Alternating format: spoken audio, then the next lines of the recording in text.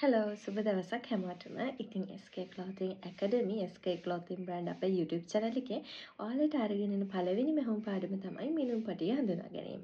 අපි බලමු මිනුම් පටිය කියන්නේ මොකක්ද? මේකේ අගයන් හඳුනාගන්නේ කොහොමද?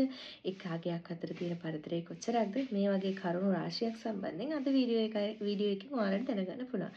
ඉතින් වීඩියෝ එක ඉවර වෙනකම් රැඳිලා ඉන්න. ඉතින් ඔයාලා කවුරුත් දන්නවා ඔයාලට වෙළඳපොලේදී මිලදී ගන්න ලැබෙන මෙහුම් සඳහා පාවිච්චි කරන මිනුම් පටිය අගයන් 1 සිට 60 දක්වා අඟල් වලින් ලකුණු කරලා තියෙනවා. එක පැත්තක අඟල් වලින් වගේම අනිත් පැත්තේ සෙන්ටිමීටර්ස් වලින් ඔයාලට දැක ගන්න පුළුවන්. සමහර මිනුම් පටි වලදී එකම පැත්තේ අඟල් සහ සෙන්ටිමීටර් කියන අගයන් දෙකම සලකුණු කරනවා දකින්නත් පුළුවන්. ඉතින් ඔයාලා වෙළඳපොලෙන් මිනුම් පටියක් මිලදී ගන්නකොට සැලකිලිමත් වෙන්න ඕනේ.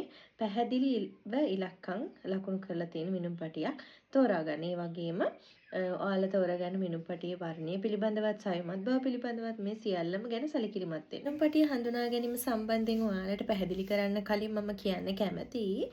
අපි මෙහුම් ශ්‍රේෂ්ඨය තුළදී භාවිතා කරන අගයන් කිහිපයක් තියෙනවා. ඒ කියන්නේ අපි රෙදිමයින ප්‍රමාණයන් කිහිපයක් තියෙනවා. එතකොට ඔයාලා කවුරුත් දන්නවා අපි රෙදි වෙළඳපොලේදී මිලදී ගන්නකොට මට යාරයක් දෙන්න, යාර දෙකක් දෙන්න, යාර භාගයක් දෙන්න, 3 කාලක් දෙන්න, කාලක් දෙන්න. මේ වගේ ඔයාලට ඇහිලා ඇති.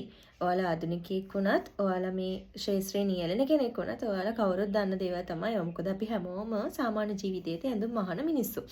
ඉතින් ඔයාලා ඒ අහලා තියෙන යාර භාගය යාර කාලය ඇතුලේ ඔයාලා දැනගෙන හිටියට අඟල් කියන අගයන් එකතු වෙලා තමයි මේ ප්‍රමාණ හැදෙන්නේ කියලා. ඉතින් සාමාන්‍යයෙන් අපි යාරයක් කියන ප්‍රමාණයකට ඇඳුම් රෙදි කොටසක යාරයක් කියන ප්‍රමාණයකට අඟල් 36ක කොටසක් තමයි ඇතුළේ. එතකොට අඟල් 36ක ප්‍රමාණයක් තමයි අපි යාරය කියලා හඳුන්වන්නේ. එතකොට යාර භාගයක් කියලා කියන්නේ මේ අඟල් 36 දෙකට බෙදුවාම එන ප්‍රමාණය. ඒ කියන්නේ අඟල් 18ක ප්‍රමාණය. එතකොට යාර කාලයක් කියලා කියන්නේ 4න් එකක් කියලා කියන්නේ අපේ සම්පූර්ණ කොටස අපි 4ට බෙදුවාම අපිට හම්බෙන එක කුඩා කොටසට. එතකොට අඟල් 36ක ප්‍රමාණය 4ට බෙදලා ඔයාලට ලැබෙන එක කොටසක් තමයි යාර කාලක් කියලා අපි හඳුන්වන්නේ. එතකොට 36 4ෙන් බෙදුවාම ඔයාට අඟල් 9ක කොටසක් තමයි හම්බෙන්නේ. එතකොට මේ අඟල් 9 තමයි අපි යාර කාලක් කියලා හඳුන්වන්නේ. එතකොට යාර කාලය, යාර භාගය, යාර 3 කාල සම්පූර්ණ යාරය කියලා තමයි මේක කොටස් වෙන්නේ. එතකොට යාරය ඇතුළේදී අඟල් 9ක්, අඟල් 18ක්, අඟල් 36ක් වගේ ප්‍රමාණ ඔයාලට ලබා ගන්න හැකියාව තියෙනවා. ඉතින් මේ අඟල් ප්‍රමාණ එකතු වෙලා හැදෙන යාරය ඇතුලේ එක අඟලක කොටසක් ඇතුලේ කොටස් 8ක් තියෙනවා කියලා ඔයාලා දැනගෙන හිටියද? ඒ කොටස් 8 සම්බන්ධයෙන් පැහැදිලි කරන්න තමයි අද මේ පාඩම ඔයාලට අරගෙන එන්නේ. එතකොට සම්පූර්ණ අඟලක් ඇතුලේ ඉරි කෑලි 8ක් තියෙනවා. මේ ඉරි කෑලි 8න් මොනවද කියවෙන්නේ කියලා අපි දැන් මම මේ අරගෙන තියෙන විදිහේ මිනුම් පටියක් ඔයාලා ගත්තාම මෙතන අඟලක කොටසක් ඇතුලේ ඔයාලට ලැබෙනවා කුඩා රේඛාවක්, මධ්‍යම ප්‍රමාණයේ රේඛාවක්, ඊට වඩා විශාල ප්‍රමාණයේ රේඛාවක් වගේම සම්පූර්ණ දිගින් යුක්ත ටේප් පටියේ මහතටම ගියපු ඉරි කෑල්ල.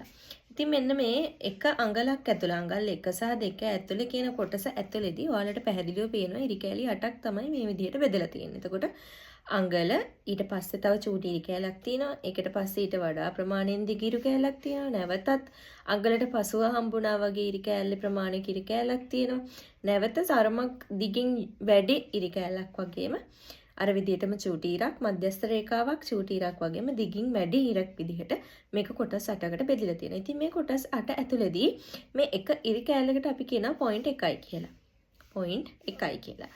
මම භාෂාවෙදී අපි කතා කරන්නේ point එකක් විදිහට. ඊට පස්සේ මේ තියෙන අඟල point 1, point 2, point 3, point 4, point 5, point 6, point 7, point 8. point 8ක් කියලා කියන්නේ සම්පූර්ණ අඟලක් විදිහට අපි හඳුන්වනවා. ඒ වගේම එකෙන් පස්සේ මේ හම්බෙන චූටි ඉරි කෑල්ලට අපි කියනවා අඟල් 1යි point 1යි. අඟල් 1යි point 1යි. එකෙන් පස්සේ හම්බෙන මේ දෙවන ඉරි කෑල්ලට අපි කියනවා අඟල් 1යි point 2යි නැත්නම් 1යි කාලයි කියලා. ඊළඟට අපිට හම්බෙන තුන්වෙනි ඉරි කෑල්ලට අපි කියනවා අඟලයි point 3යි නැත්නම් 1යි කාලයි point 1යි කියලා. ඊළඟට ඔයාලට හම්බෙන හතරවෙනි රේඛාවත් එක්ක අපි කියනවා අඟල් 1යි භාගයයි නැතිනම් අඟල් 1යි point 4යි නැතිනම් අඟල් 1යි කාලයි point 2යි කියලා. ඊළඟට අපිට හම්බෙනවා පස්වෙනි ඉරි කෑල්ල. එතකොට අපි ඒකට කියන්නේ අඟල් 1යි point 5යි නැත්නම් 1/2යි point 1යි කියලා. ඊළඟට අපිට 6 වෙනි රේඛාව හම්බෙනවා. ඒකට අපි කියනවා 1.6යි නැත්නම් 1.3 කාලයි නැත්නම් 1 භාගයයි 0.2යි කියලා. ඊළඟට අපිට හම්බෙන 7 වෙනි රේඛාවට අපි කියනවා අඟල් 1.7යි නැත්නම් 1.3 කාලයි 0.1යි විදිහට. ඊළඟට අපිට සම්පූර්ණ හම්බෙන ඉරි කෑලි 8 වෙනි ඉරි කෑල්ලට අපි කියන සම්පූර්ණ අඟලක් නැත්නම් අඟල් 2. එතකොට ඉරි කෑලි 2යි නම් 1යි කාලයි, ඉරි කෑලි 4යි නම් 1යි භාගයයි, ඉරි කෑලි 6යි නම් 1.3 කාලයි, ඉරි කෑලි 8යි නම් සම්පූර්ණ අඟලයි. මේ විදිහට තමයි ඔයාලට මිනුම් පටිය ගණනය කරන්න හම්බෙන්නේ. එතකොට අපි මැද ඉලක්කමකට යමු. 7 ඉඳන් මම ඔයාලට ඉරි කෑලි 2ක් ඉස්සරහට යන්න කියලා කිව්වොත් ඉරි කෑලි 2 කියලා කියන්නේ අපි කලින් කිව්වා ඉරි කෑලි 2යි නම් අඟල් කාලයි කියලා. එතකොට 7යි කාලයි නැතිනම් 7.2ක් විදිහට ගන්න පුළුවන්. 7 ඉඳලා අපි ඉරි කෑලි 4ක් ඉදිරියට යන්න කිව්වොත් 7.4යි නැත්නම් 7 මාරයි කියලා ඔයාලට ගන්න පුළුවන්. ඊළඟට අපි 7 ඉඳලා ඉරි කෑලි 5ක් ඉදිරියට යන්න කිව්වොත් 7.5යි නැත්නම් 7 මාරයි 0.1යි විදිහට ගන්න පුළුවන්.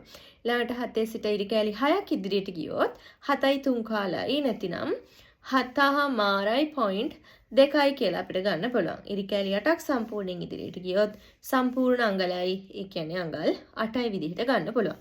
ඉතින් මම හිතනවා ඔයාලට මිනුම් පටිය කියවීමේදී මේ විදිහට සරලව මේ වීඩියෝ නැරඹීමෙන් පැහැදිලි වෙන්න ඇති කියලා. ඉතින් ඊළඟ දවසේදීත් අලුත් පාඩමක් එක්ක හම් වෙනකන් අපේ channel එකත් එක්ක රැඳී සිටින්න. සුබ දවසක්.